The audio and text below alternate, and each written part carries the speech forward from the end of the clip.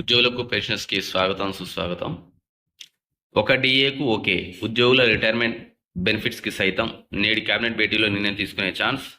ప్రభుత్వానికి అందనున్న cabinet sub committee నివేదిక, మేడిగడ్డపై vigilance నివేదిక, బనకచర్లపై డిస్కషన్, స్థానిక ఎన్నికలు, రైతు భరోసాపైన కీలక నిర్ణయం. పెండింగ్లో ఉన్న ప్రభుత్వ ఉద్యోగుల డిఏల్లో ఒకదానికి ఓకే చేయడంతో పాటుగా రిటైర్మెంట్ బెనిఫిట్స్కు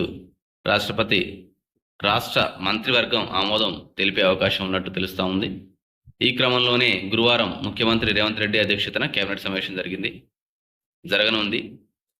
సచివాలయంలో జరిగే ఈ భేటీలో కీలక అంశాలకు మంత్రివర్గం ఆమోదముద్ర వేనున్నట్లు సమాచారం.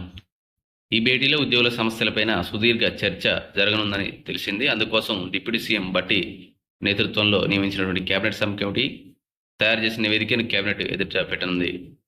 ఈ నివేదికపై ప్రభుత్వం చర్చించి కొన్ని కీలక నిర్ణయాలు తీసుకునే అవకాశం ఉందని సమాచారం.